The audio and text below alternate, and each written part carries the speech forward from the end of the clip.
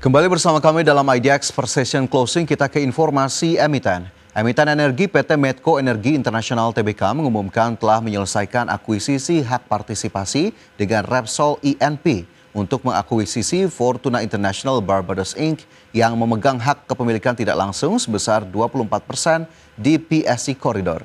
Di mana proses akuisisi ini bernilai transaksi sebesar 425 juta dolar Amerika dengan penyesuaian sesuai praktik yang berlaku.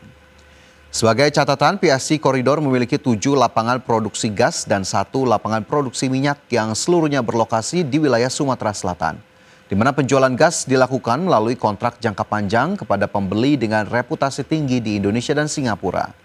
Sebelumnya, Direktur Utama PT Medco Energi Internasional Tbk, Hilmi Panigoro, mengatakan bahwa akuisisi ini sejalan dengan strategi perusahaan untuk memiliki dan mengembangkan aset berkualitas tinggi yang menghasilkan arus kas yang kuat, sekaligus memperkuat komitmen terhadap pembangunan nasional dengan gas alam menjadi tahapan penting dalam perjalanan menuju masa depan rendah karbon.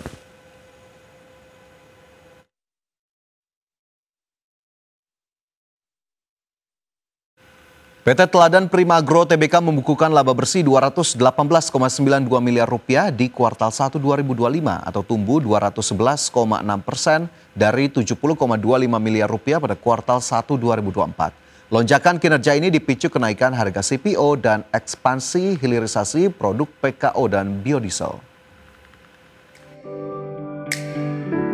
PT Teladan Primagro Tbk membukukan laba bersih 218,92 miliar rupiah kuartal 1 2025. Harga rata-rata CPO melonjak 31,4% mencapai Rp14.365 per kilogram dan harga PK naik 120,9% ke Rp10.488 per kilogram. Sementara itu volume penjualan CPO naik 6,36% menjadi 78.121 ton. Di sisi lain, pendapatan hilirisasi CPO KO turut naik dengan harga jual Rp23.161 per kilogram dan volume 2.510 ton. Sementara itu total pendapatan Januari hingga Maret 2025 mencapai Rp1,28 triliun, naik 49,1% dibandingkan periode yang sama tahun lalu yang hanya sekitar Rp858 miliar. Kontribusi terbesar datang dari penjualan CPO PK dan produk lainnya. Teladan Primagro membidik pendapatan Rp4,63 triliun sepanjang 2025, naik 10% dari realisasi Rp4,21 triliun di 2024. TLDN resmi mengakuisisi 99,99% saham PT Cipta Davia Mandiri senilai Rp136,32 miliar pada 13 Juni 2025. CDM kini menjadi anak usaha penuh dan segera dikonsolidasikan ke laporan keuangan induk. Aksi ini bertujuan memperluas lahan kebun, meningkatkan kapasitas produksi, dan memperkuat nilai aset strategis perusahaan.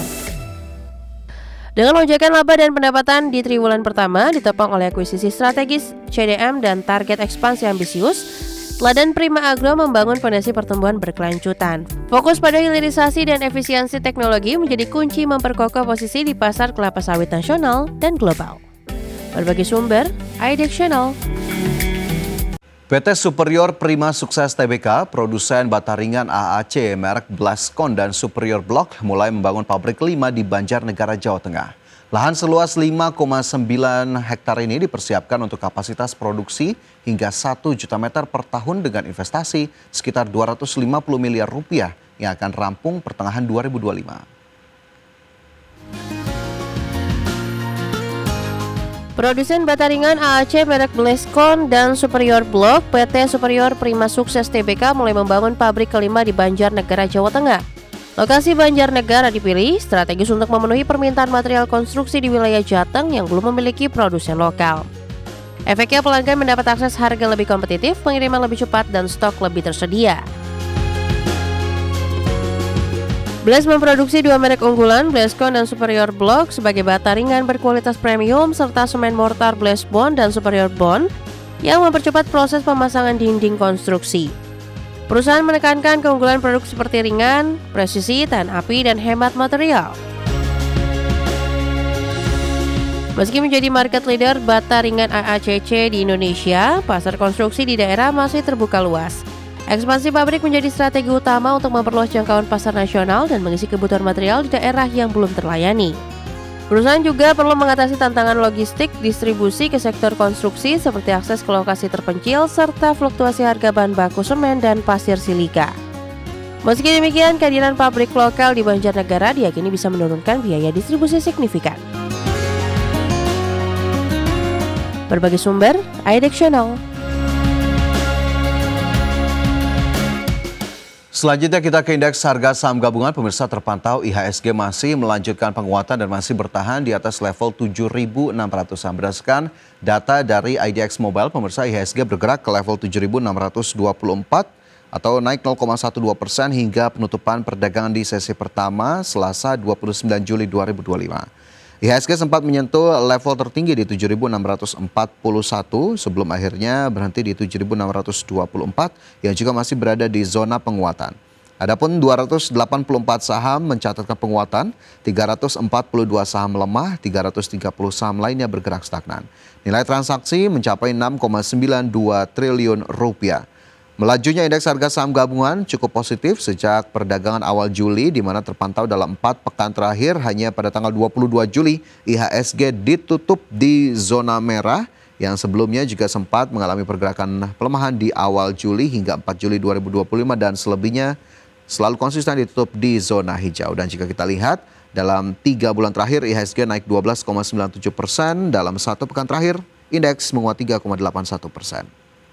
Dan kita cermati sejumlah saham yang masuk dalam kategori top gainers pada perdagangan di sesi pertama hari ini.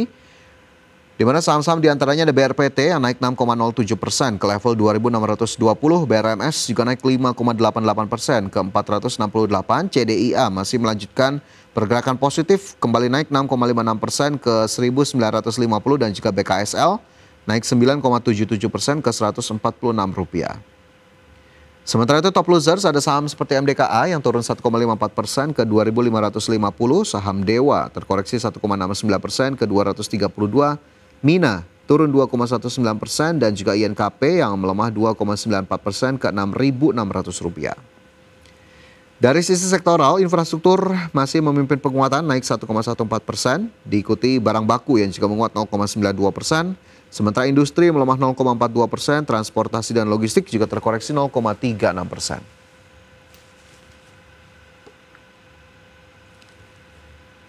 Dan pemirsa, usai jeda informasi dari dunia teknologi akan kami hadirkan untuk Anda sesaat lagi.